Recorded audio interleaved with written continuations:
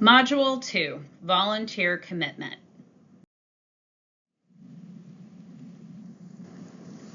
This slideshow is Module 2 of 3.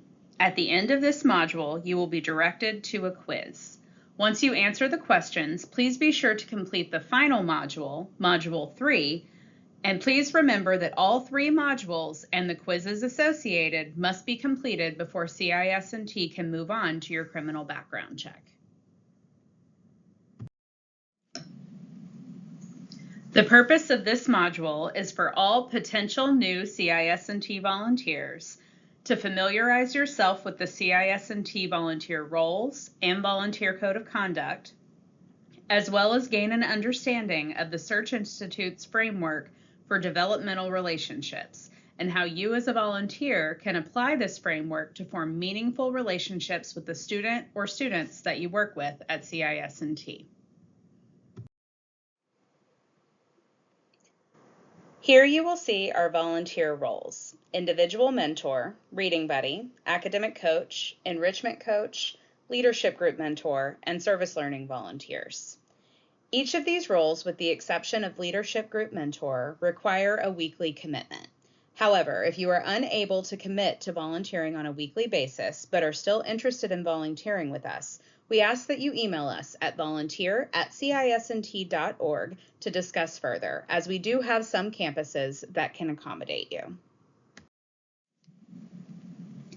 Individual mentor is our most popular volunteer option and our most statistically impactful. Individual mentors are matched one-to-one with a student who they meet with once a week for up to 1 hour. Each mentor match looks different, as it is based on the student's needs and interests, as well as the mentor's strengths. Matches may focus heavily on academics if that is where the student is struggling most, or matches may be focused more on emotional support and friendship. Reading Buddy is our second most popular volunteering option, with the goal of helping our students who are below reading level or struggling with reading comprehension build reading confidence and develop a love and appreciation for reading.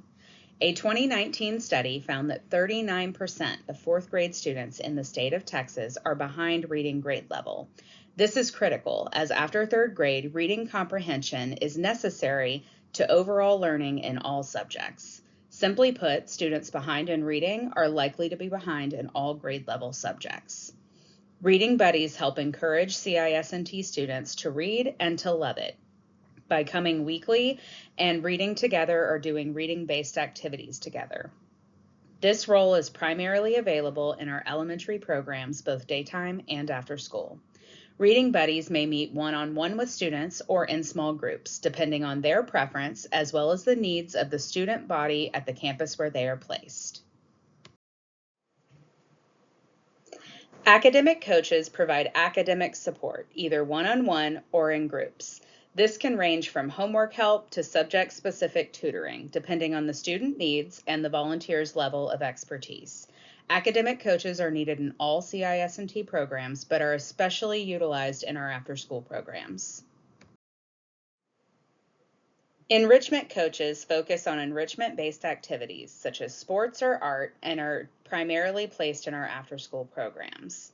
While these volunteers are still typically weekly, we do have some groups and programs that run every other week or even once a month, depending on the activity and the school schedule.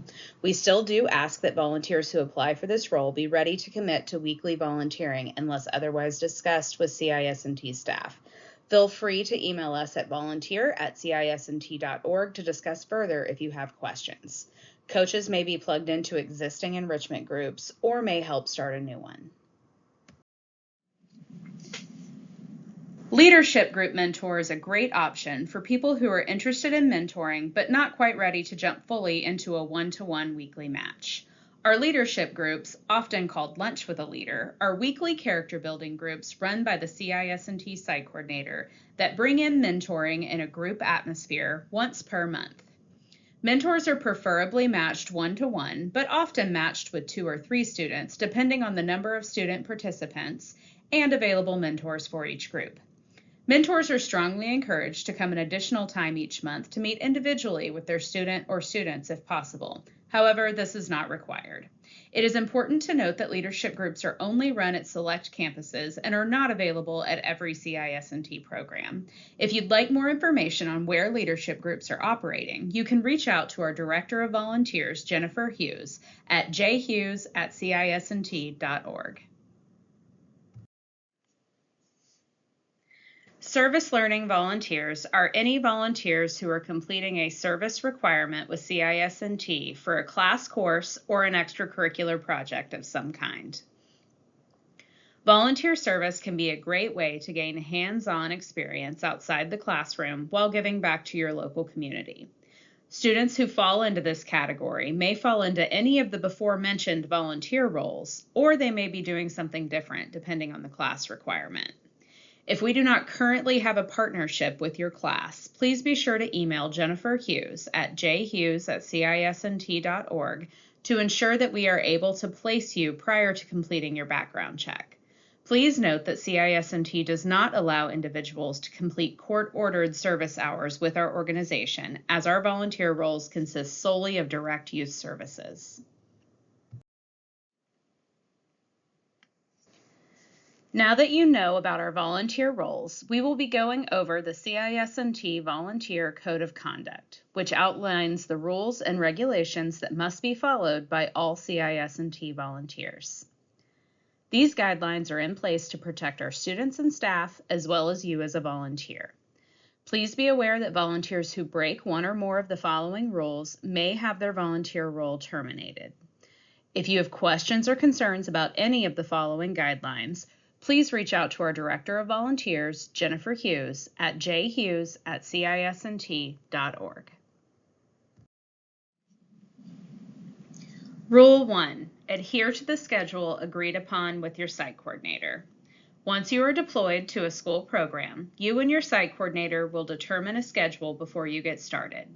This may be weekly, every other week, or once per month, depending on your volunteer role. Once this schedule is set, please be dependable and on time for your volunteer sessions. Be sure to contact your site coordinator in the event that you need to miss, reschedule, or are running late. If your student or students are absent or have another reason why they will be unable to meet with you at your scheduled time together, your site coordinator will make every effort to let you know as soon as possible. Rule 2. Sign in and out and log your time every time you volunteer. If you are volunteering during the school day, you will likely need to sign in and out of the school's main administrative office. This often requires a driver's license, so please be sure that you bring that the first time you come.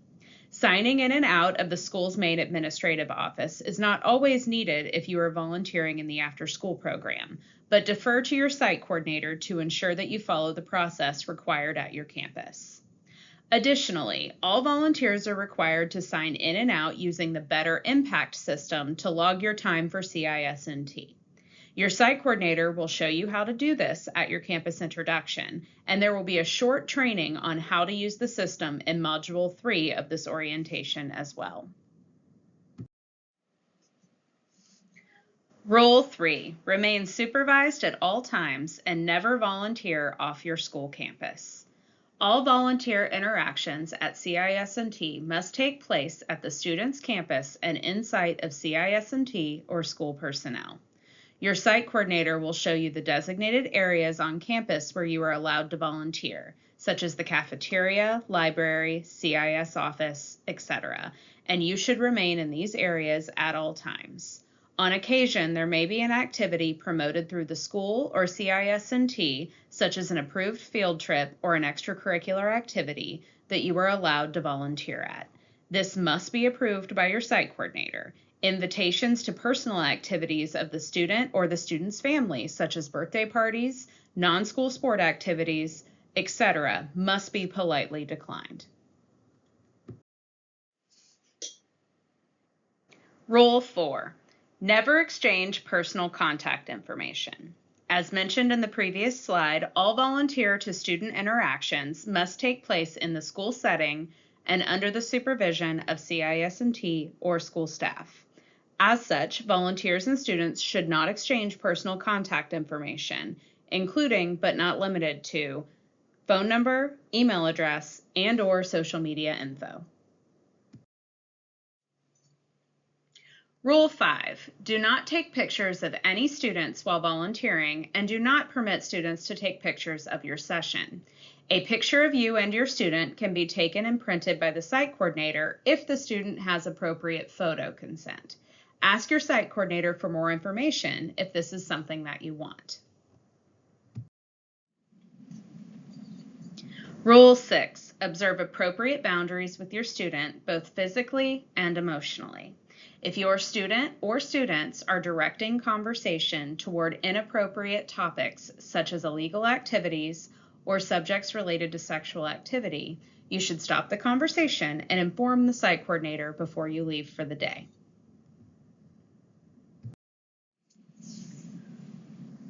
Rule 7, follow campus-specific policies. All CIS&T volunteers must follow the policies of the school that they are placed at.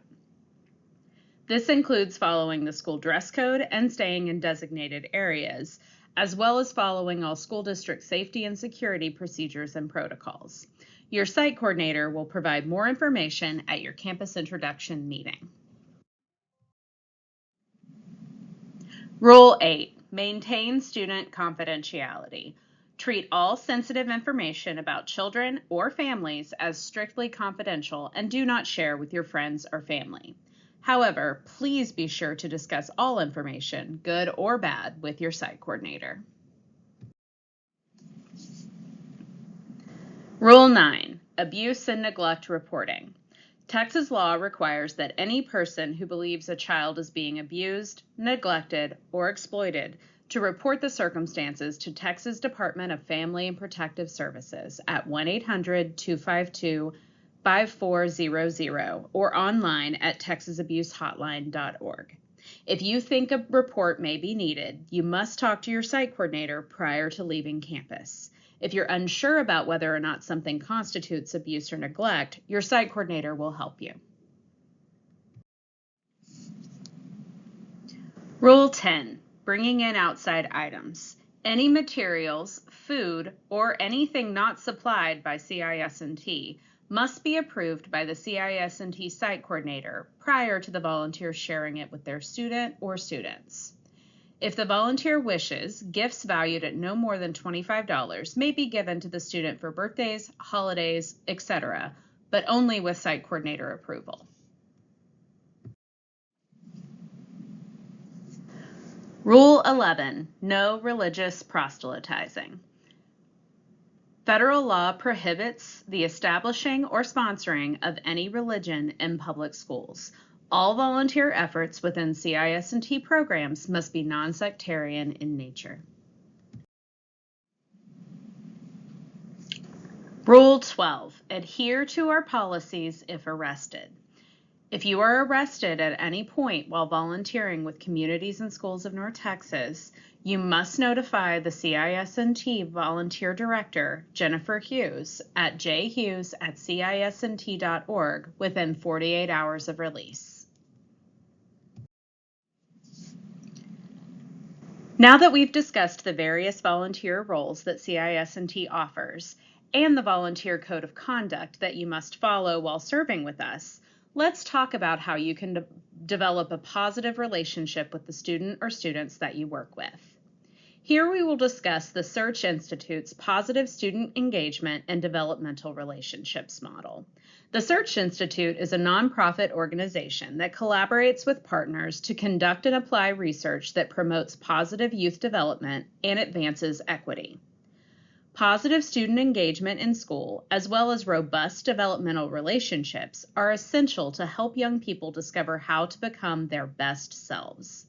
As part of the Search Institute's research on positive student engagement, they have identified 5 elements that make relationships powerful in young people's lives.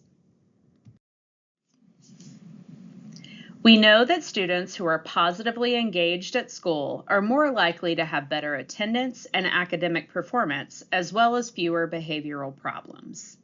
These are the ideal outcomes for CIS&T students who come to us because they are already at risk of dropping out of school. There are a few key components that lead to positive student engagement. 1, feelings of connectedness between students and school staff.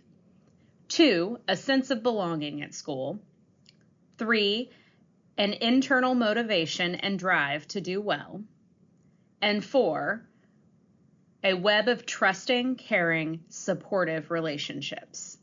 Each of these components is something that we at CIS&T and you as a CIS&T volunteer have the power to affect as we build caring one-on-one relationships and provide a safe space for our students. So, positive relationships can create safe spaces for our students. But what does the best one-to-one relationship with a student look like? The Search Institute's 5-part model, called the Developmental Relationships Framework, highlights 5 key components in a relationship between a positive, caring adult and a young person that help promote the best outcomes for that child or teen. When you are wondering, am I making an impact with my student? Consider if the relationships that you have built with them have all 5 of these components. 1, express care. By showing the young person that they matter to you. You can do this by being dependable, listening actively, demonstrating that you believe in them, being warm in your interactions with them, and encouraging them.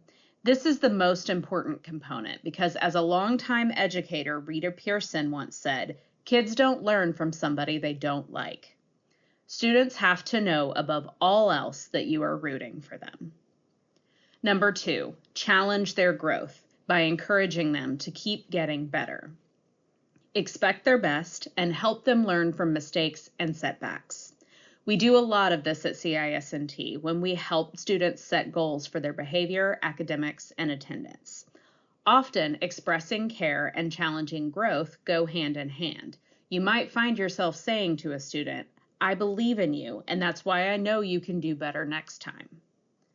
3, provide support, not only by helping students set goals, but also providing the tools and resources for them to achieve their goals. Help guide them through hard situations, empower them with confidence, advocate for them when they need it, and set boundaries and limits that help to keep them on track. 4, share power by respecting their personal autonomy. Recognize that the young person has their own thoughts and feelings and often their own solutions to the barriers that they are facing. When you share power versus giving orders, you treat them with respect by collaborating with them and providing opportunities for them to lead. And 5, expand possibilities by connecting them with new ideas and experiences and showing them new possibilities for their future. Quiz time. Please answer the provided questions. Once you have completed, please be sure to finish Module 3 as well. Please remember, your orientation will not be counted as completed until all 3 modules are viewed and the associated quiz answers for each module are submitted.